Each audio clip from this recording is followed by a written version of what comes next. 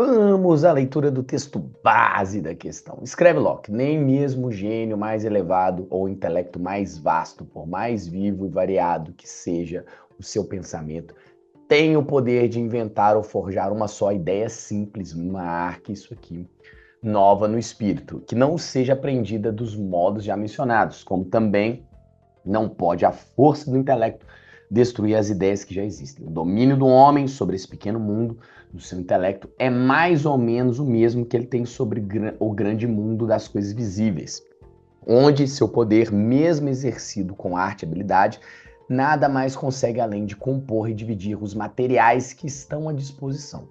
Gostaria que alguém procurasse imaginar um gosto que nunca tenha sido experimentado pelo seu paladar, ou fazer uma ideia de algum perfume cujo odor nunca tenha sentido.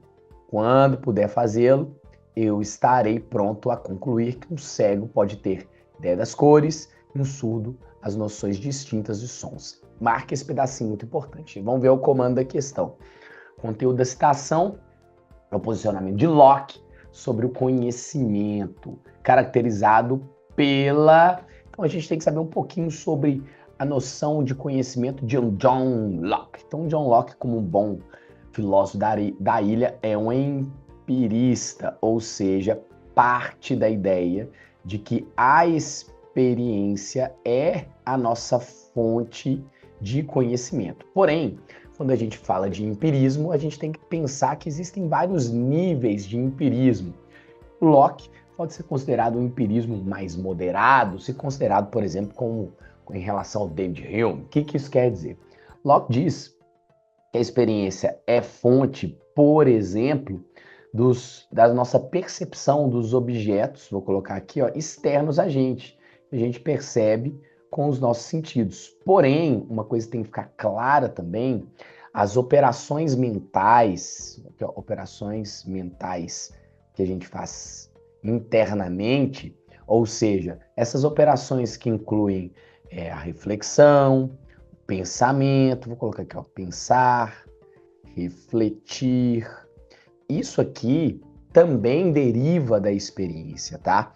Então a gente tem que estar claro que o Locke está falando que a experiência sensível, por exemplo, vai gerar as ideias base que ele chama aqui no texto de ideias simples, e essas ideias simples geradas pela experiência, elas são como se fossem unidades básicas de percepção da realidade que são adquiridas a partir aqui, ó, da experiência. Então, dessa forma, a gente consegue ter algumas noções a partir dessas ideias simples.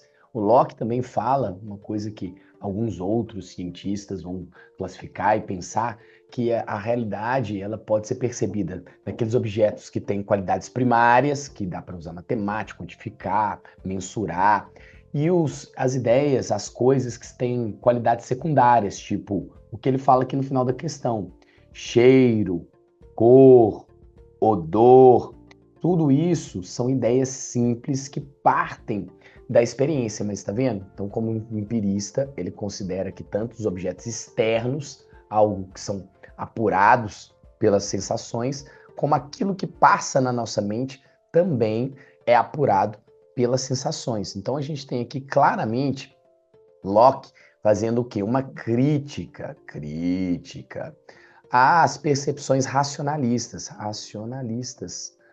ou ideias como, por exemplo, as antigas, tradicionais, como a de Platão, com as suas metafísicas, que vão lá, por exemplo, e entendem que a mente tem ideias inatas, ou que a mente é capaz de sondar as coisas tal como elas são, sem a experiência, como se já tivesse ali desde o nosso nascimento algumas ideias que nascem com a gente de fábrica, as ideias inatas. Locke é crítico a isso, ao racionalismo, é crítico a essas metafísicas, metafísicas, tipo a de Platão, por exemplo, que parte dessa noção mais inatista. Ele dá aqui uma fala até irônica no final do seu texto, falando que questiona muito como poderá um cego perceber ou ter noção sobre odor, cor, som, um surdo no caso.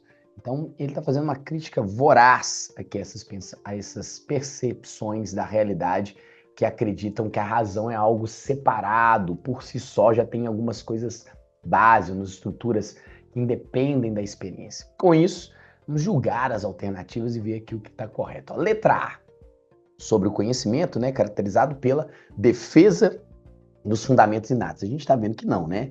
Como um bom empirista, ele está criticando esses fundamentos, as nossas ideias base, nossas ideias simples, vêm da experiência, tá? As ideias vêm da experiência, não dá para a gente combatê-las.